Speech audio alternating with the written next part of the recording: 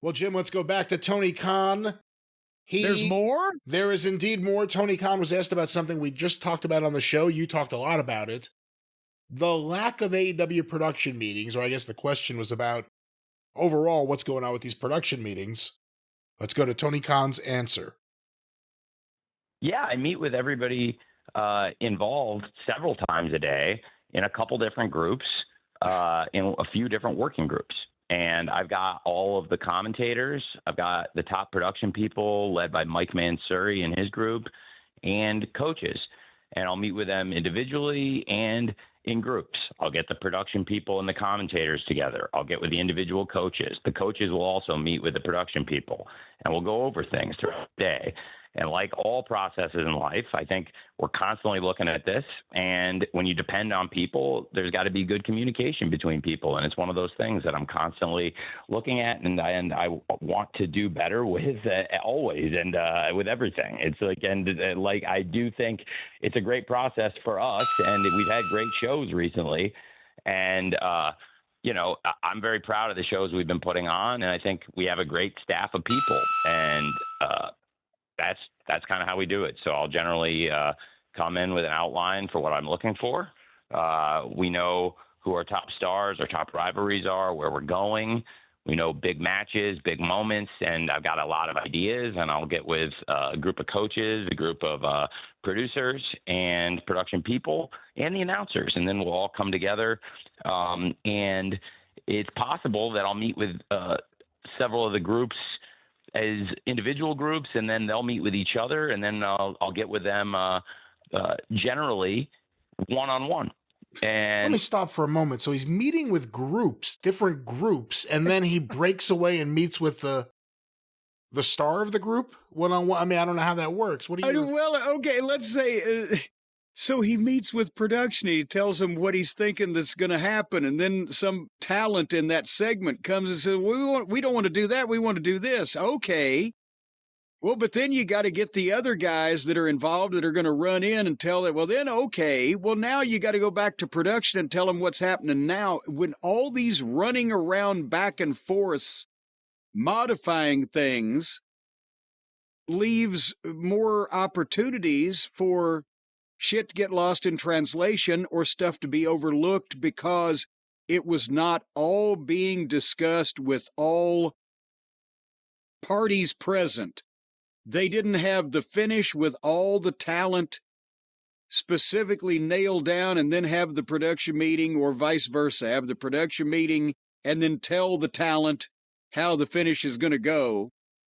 They're just all running around fucking revamping shit. And that's the easiest way to see what you're seeing, is not even not to have a meeting, but to have too many meetings. Well, let's go back to Tony Khan. And then I'll get, before showtime, all the announcers and production people together. And it's you know, it's something I think has worked for us, and we've put on really, really good television.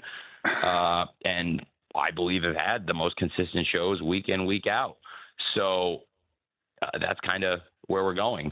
I do think in all wrestling companies, and really in all sports companies, you get reports and anonymous reports and things like that. But in this case, I thought some of the things I read were completely untrue, which is why then you saw people backtracking from the things they said pretty quick, or putting out a totally different version of what they said. Or what's he talking about? Who backtracked on what? I have no idea. In terms of the lack of production, I can't even turn my head that far. My neck is too bad. Yeah, I mean, in terms of lack of production meetings, I heard that from talent. So no one's backtracking me. Well, that's the problem, is he's probably having a bunch of these meetings and forgetting to tell everybody to join. Saying, oh, what I said, this is what I meant. And you get that a lot. And it's just part of sports. And, you know, when I was first breaking in 10, 12 years ago, I used to think about that stuff a lot more. But right now I'm just focused on trying to do shows and eliminate those kinds of distractions. And when it comes to... When I was breaking into the sports biz, your dad gave you a fucking job. What do you mean when you were breaking in? When I was working my way up from the mailroom. When he was breaking in back in the old day, Birmingham. I remember Birmingham, one of my better towns. meeting with everybody and brainstorming. We do a lot of that throughout the day. And that's really what the whole day is about, is meetings. So I found some of that discourse to be amusing, especially in the midst of the great quality. But I guess consider the source, right? Thanks for asking. Oh, there we go. Thanks for asking. His and considering the great quality. If you hold these recent AEW televisions up to AEW television from 3 years ago, it doesn't even hold up, and we found plenty wrong with it then. I can't stomach any more of whether it's Uncle Dave or whether it's Tony or whether it's any of these apologists. Well, the matches are great. No, they're not. It's just the WWE is so hot. No, it's not.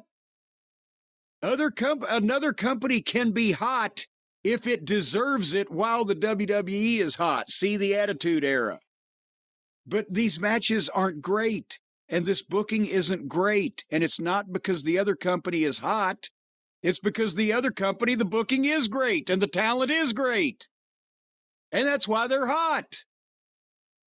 And meanwhile, the other company has the stench of grisly death because of all the chickens that have come home to roost, and they're pecking away at Tony's fucking bones. Yeah, it's not that WWE's hot. It's that AEW is a lot more appealing when WWE is cold.